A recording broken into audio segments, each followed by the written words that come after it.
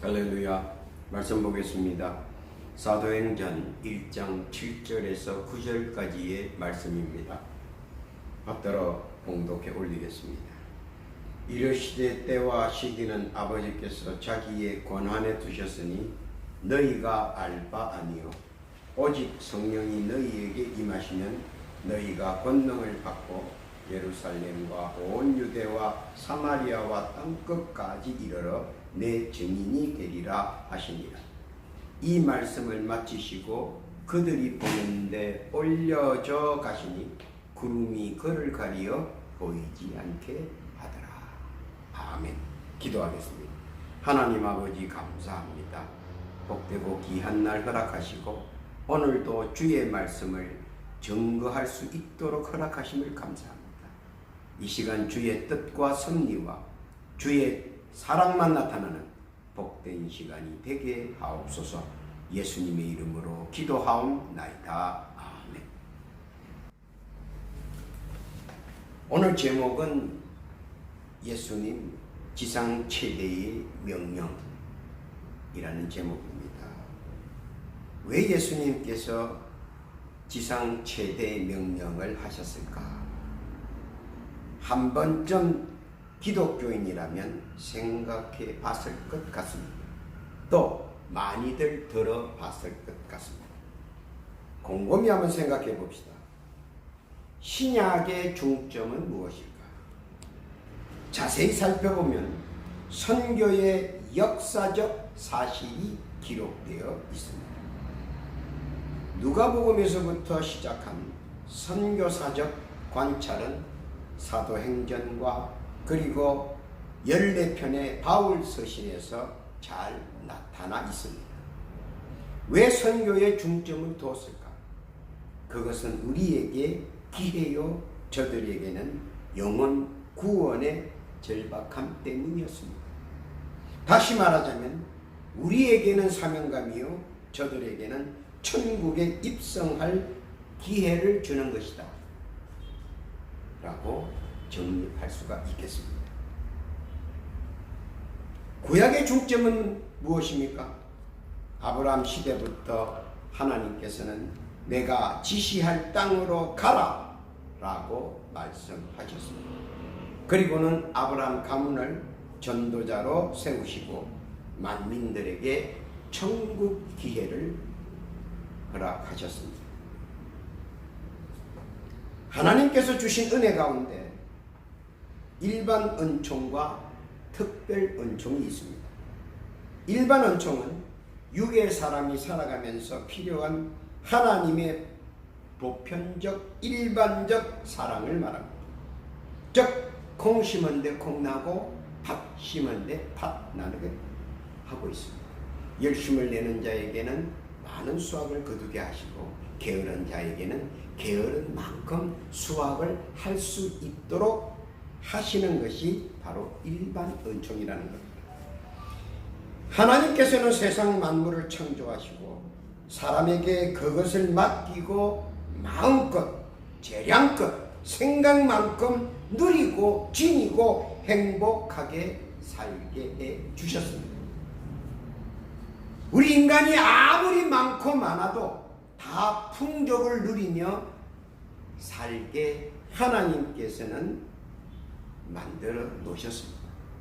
그것이 하나님의 뜻이며 자연의 조화입니다. 그래서 육은 하나님께서 창조하신 모든 것을 누리고 풍족하게 생육, 번성, 충만하게 살 수 있었습니다. 그런데 인간의 욕심은 하나님께서 만든 행복의 향연과 축복의 나래를 깨어버렸습니다. 창세기 1장에 보시면 하나님께서 먹지 말라 한 선악과를 인해 사람은 죽게 됩니다. 그래서 하나님께서는 짐승의 가죽을 벗겨 우리에게 입혔습니다. 즉 우리에게는 한 번 더라고 하는 기회를 얻었습니다. 죽을 수밖에 없는 육의 생명을 하나님께서 은총으로 허락하시고 한 번 더 기회를 얻었습니다. 죽을 수 없는 불멸의 육신을 사탄의 꾀임에 빠져 우리 죽게 한 우리는 영혼까지도 파멸의 구렁텅이로 집어넣어 버렸습니다. 그런데 하나님께서는 육뿐만 아니라 영혼에게까지 한 번의 기회를 주려고 합니다. 영이 천국에 갈 것이냐, 영이 지옥에 갈 것인가? 지옥은 원래 무저갱이라 원래 목적은 악한 천사, 사탄, 마귀, 귀신들을 징벌하기 위해 만들어 놓은 곳인데 우리의 육과 영과 혼의 불순종으로 인하여 그 지옥 무저갱이라 하는 곳에 갈 수밖에 없게 되어버렸습니다. 그곳은 형벌이 따로 준비되어 있는 곳입니다. 그래서 가면 고통과 고난과 온갖 고생을 하게 되어 있습니다.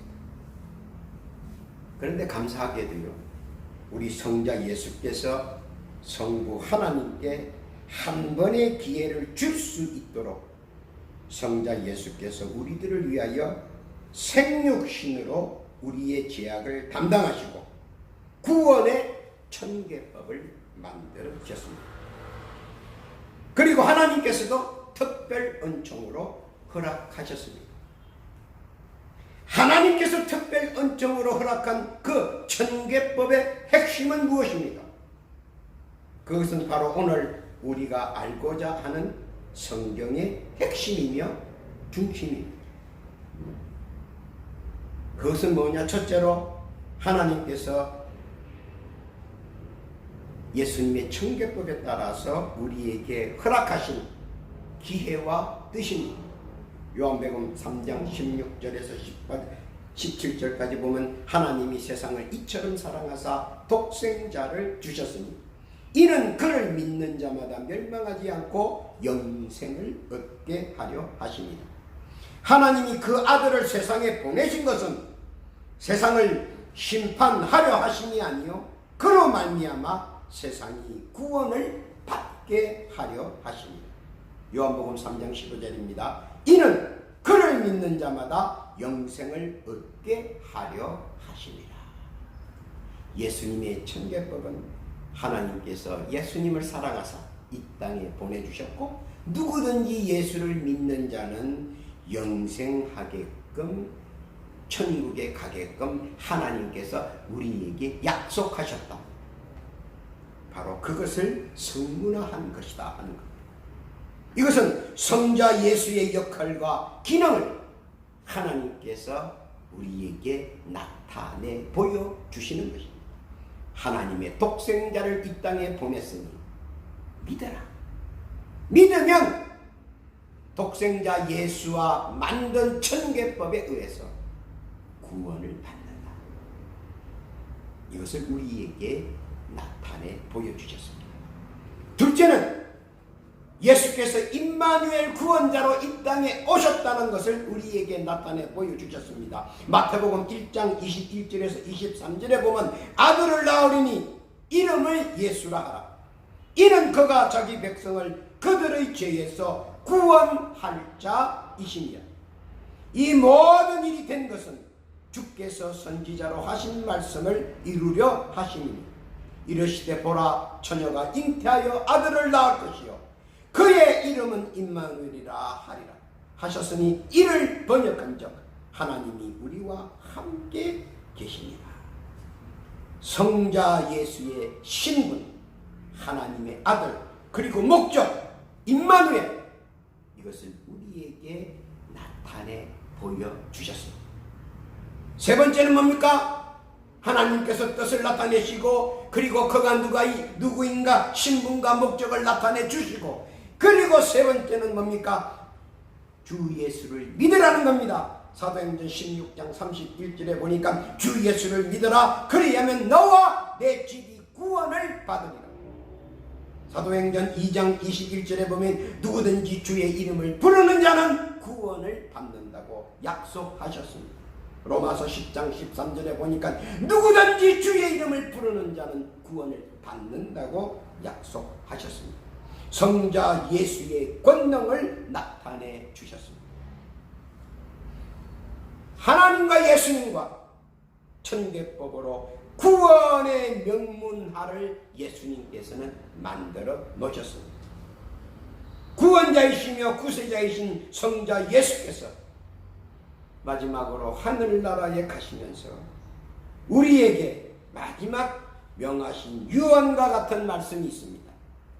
이를 우리는 주님의 지상 최대 명령이라고 칭합니다. 우리는 이 명령을 지켜야 할 의무가 있습니다. 왜냐하면 먼저 된 자로서 말입니다. 깨닫기를 바랍니다.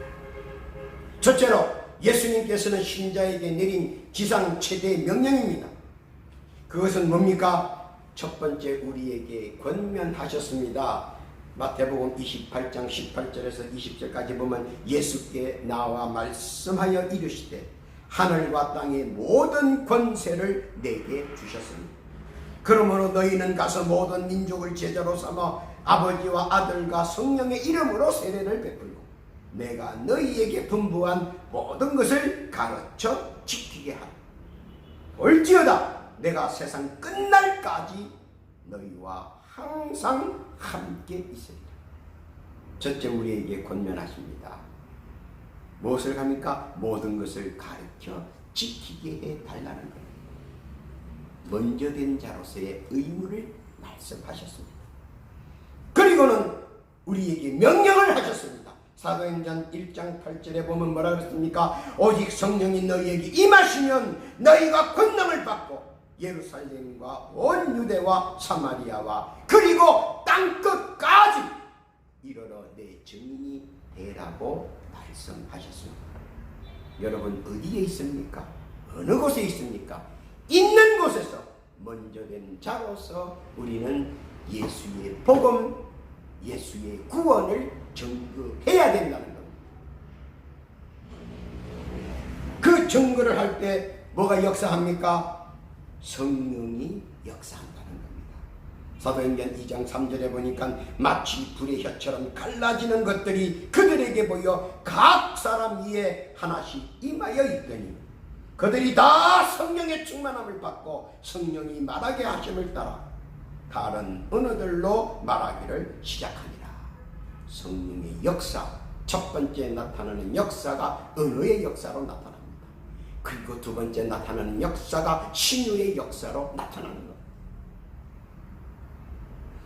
예수님께서는 신자에게 내린 지상 최대의 명령은 무엇이냐? 말씀을 증거할 때 역사와 이적이 나타난다는 것을 우리에게 말씀해 주셨습니다. 그리고 두 번째 우리에게 이렇게 권면하십니다. 자아와 자존감이 충만해야 된다는 겁니다. 우리는 이런 것이 있지 않습니까? 전도하세요. 그러면 망설입니다. 내가 이런 말을 해서 저 사람이 어떻게, 상대방이 어떻게 느낄까? 또 이방 나라 사람들에게도 내가 이 말을 전가하면 저 사람이 어떻게 느낄까? 아니라는 겁니다. 왜냐하면 내가 말을 할 때, 내가 예수님께서 우리에게 명하신 지상 최대의 명령을 말할 때 누가 나와 함께 있느냐 하는 겁니다. 고린도전서 15장 10절에 보니까 내가 나아간 것은 하나님의 은혜라는 겁니다. 내가 오늘 이 자리에 서서 저 사람에게 말하는 것은 내가 하는 것이 아니라 하나님이 은혜로 하나님께서 만들어 놓은 것이다. 그러므로 내가 나아간 것은 하나님의 은혜로 된 것이니 내게 주신 그의 은혜가 헛되지 않게 하기 위하여 나는 내가 할 일을 해야 한다는 것입니다. 의기소침하거나 자존감이 성실해서는 안 된다는 것. 자존감이 충만해야 한다. 왜냐하면 내가 나된 것은 내 뜻대로 된 것이 아니라 하나님의 은혜라 깨닫기를 예수님의 이름으로. 둘째는 나는 누구냐 하는 겁니다. 나는 하나님 주께서 택한 거룩이라는 겁니다. 사도행전 9장 15절에 보니까 주께서 이르시되 가라! 이 사람은 내 이름을 이방인과 임금들과 이스라엘 자손들에게 전하기 위한 나의 택한 거룩이. 여러분은 누굽니까? 예수님께서 택한 거룩이라는 겁니다. 거룩은 주께서 무엇이든지 담을 수 있다는 겁니다. 거룩의 주인은 그 거룩을 아무거나 무엇이나 담을 수 있다는 겁니다. 그래서 주께서 주신 것은 다 담을 수 있어야 된다는 겁니다. 왜냐하면 우리는 주의 택한 거룩이에요. 주께서 우리에게 지상 최대의 명령을 했다면 우리는 주의 택한 거룩으로서 그들을 우리 거룩에 담아야 된다는 겁니다. 구멍난 독은 깨트릴 수밖에 없고 구멍난 거룩은 깨어져서 쓰레기통에 들어갑니다. 깨닫기를 예수님의 이름으로 부탁합니다. 세 번째로 나는 누구냐 하는 겁니다. 나는 사명을 받았다라고 자각해야 된다는 겁니다. 고린도전서 9장 17절에 보니까 내가 내 자의로 이것을 행하면 상을 받으려니와 내가 자의로 아니한다 할지라도 나는 사명을 받았다. 여러분이 예수님께서 지상 최대의 명령을 들었다고 하면 들은 것 자체가 이미 예수님께서는 사명을 주신 거라는 겁니다. 들은 것 자체가 여러분들은 사명을 받았다는 겁니다. 그러므로 우리는 고린도전서 1장 23절에 있는 말씀처럼 우리는 이 복음의 일꾼이 되었다라고 우리 스스로 선언해야 된다. 나는 나 된 것은 하나님의 은혜요 하나님의 뜻이며 나는 주의 택한 거룩이요 나는 뜨겁게 사명을 받은 자고 나는 복음의 일꾼이 되었다라고 하는 자기 선언이 있어야 그것이 우리 주께서 두 번째로 원하는 자아와 자존감이 충만해야 된다. 자아와 자존감이 충만할 때 성령이 함께하고 성령이 예비하며 성령이 앞서 만들어 나간다. 우리가 무엇을 하겠습니까? 여러분이 무엇을 한다고 생각합니까? 여러분이 사람의 그 짧은 속마음도 모르는데 그것을 우리가 어떻게 변화시킵니까? 변화시키는 건 하나입니다. 말씀을 증거하면 그들이 듣고 그들이 들을 때 성령이 역사하는 것. 주저없이 내가 역사한다고 생각하지는 마십시오.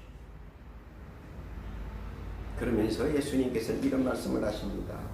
이런 일은 고난과 역경이 함께 한다고 말씀하십니다. 사도행전 9장 15절에서 16절에 보니까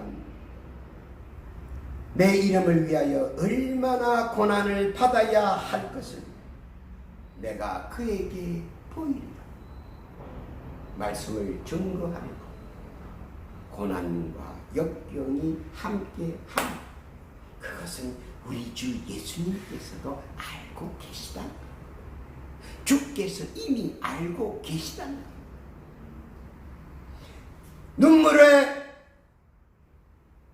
탄식에 이 모든 것들을 우리 주께서는 알고 계시다는 겁니다. 고린도후서 11장 23절에서 30절까지 보면 뭐라고 합니까? 그들이 그리스도의 일꾼이냐 정신없는 말을 하거니와 나오니 더더욱 그러하도다.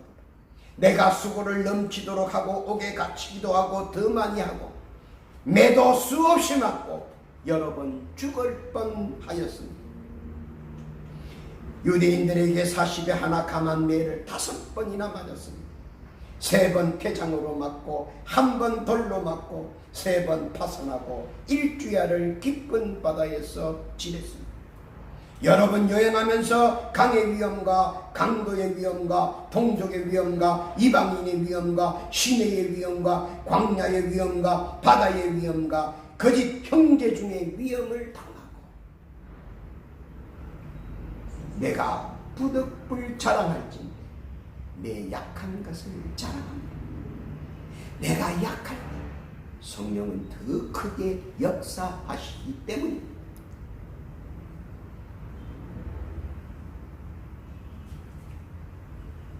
처녀 여자는 약합니다. 엄마 여자는 강합니다. 무엇이 그렇게 강합니까? 바로 그것은 사명입니다.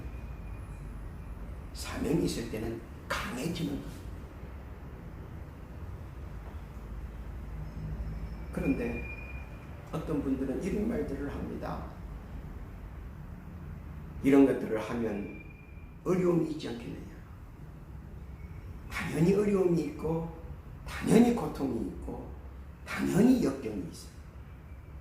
빌립보서 4장 11절에서 12절에 보니까 내가 궁핍함으로 말하는 것이 아니라 어떠한 형편에든지 나는 자족하기를 배우니 나는 비천에 처할 줄도 알고 풍부에 처할 줄도 알고 모든 일 곧 배부름과 배고픔과 풍부와 궁핍에도 처할 줄 아는 일체의 비결을 배웠다.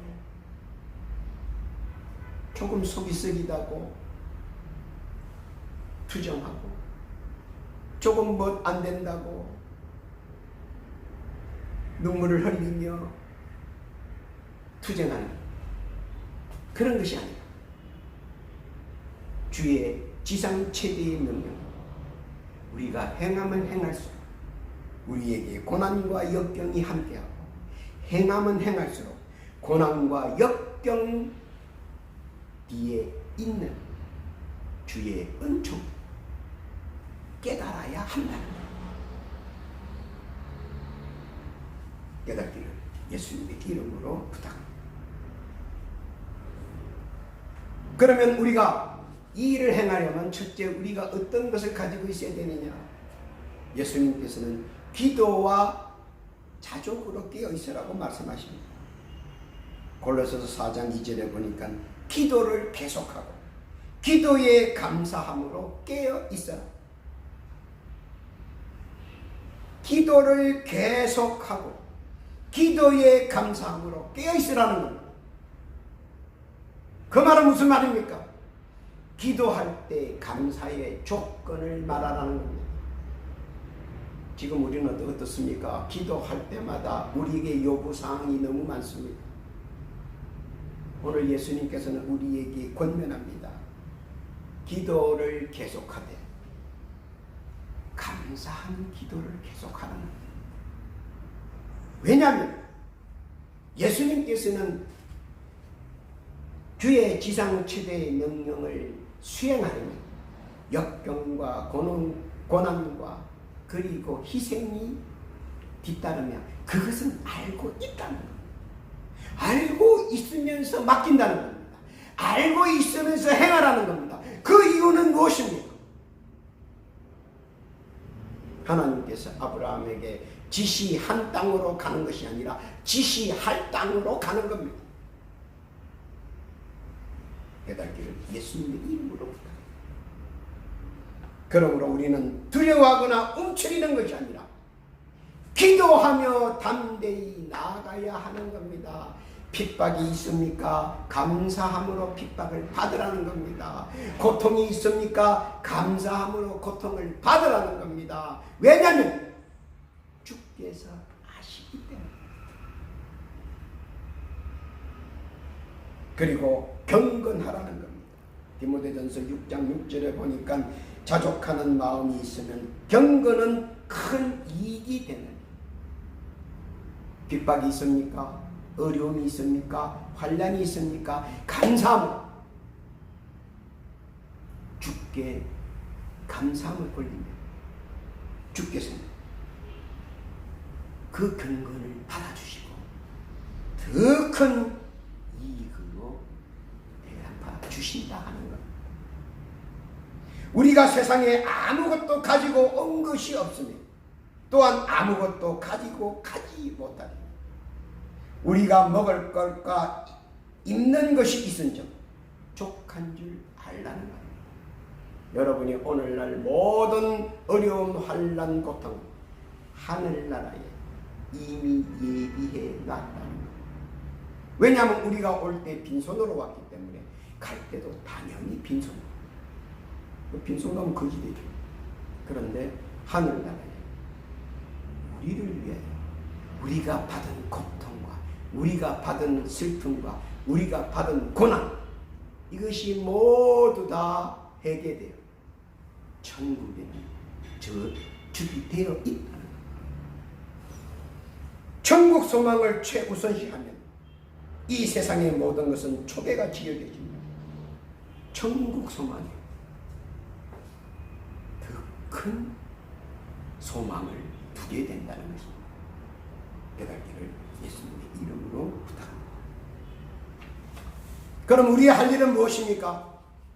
우리의 할 일은 단 한 가지입니다. 예수님께서 우리에게 허락하신 지상 최대 명령, 수행하는 자에게 예수님께는 성령으로 함께 하시고 그 아픔을 아시고 그리고 경건의 유익을 우리에게 허락해 주신다고 했습니다. 그러면 우리의 할 일은 무엇입니까? 경거하는 일. 예수는 우리의 구원자다. 사도행전 16장 31절에 보니까 주 예수를 믿으라 그리하면 너와 너 집이 구원을 얻으리라. 한번 정리해 보십시오. 증거하는 역사가 일어날 겁니다. 두 번째는 뭡니까? 예수 이름을 부르는 자, 예수는 구세주라는 겁니다. 사도행전 2장 21절에 보니까 누구든지 주의 이름을 부르는 자는 구원을 받으리라. 로마서 10장 13절에 보니까 누구든지 주의 이름을 부르는 자는 구원을 받으리라. 한번 외쳐보십시오. 성령의 역사를 보게 되고 성령의 역사를 체험하게 됩니다. 하지 못해서 못 보는 겁니다. 하면 보게 되는 겁니다. 왜냐하면 농부는 심한 뿌리입니다. 그리고 매일매일 가서 농토에 가서 쳐다만 보면 됩니다. 하루가 지나면 싹이 나고 또 하루가 지나면 잎이 나고 또 하루가 지나면 줄기가 나고 또 하루가 지나면 열매가 나고. 내가 했습니까?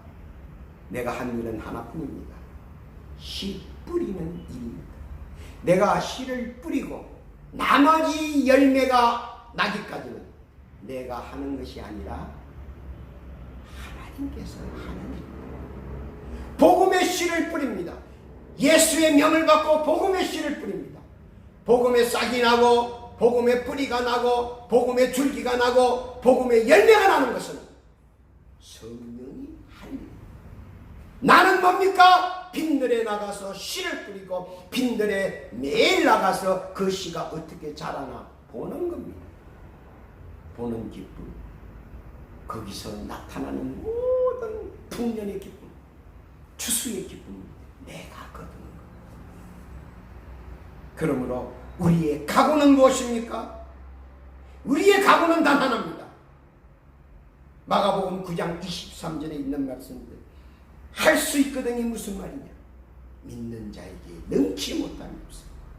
빌립보서 4장 13절에 보면 내게 능력 주시는 자 안에서 내가 모든 것을 할 수 있느니라. 담대한 믿음, 주의 말씀을 붙들고 담대하게 복음의 씨를 뿌리는 믿는 자에게 능치 못함이 없으며 내게 능력 주시는 자 안에서 내가 모든 것을 할 수 있기 때문입니다.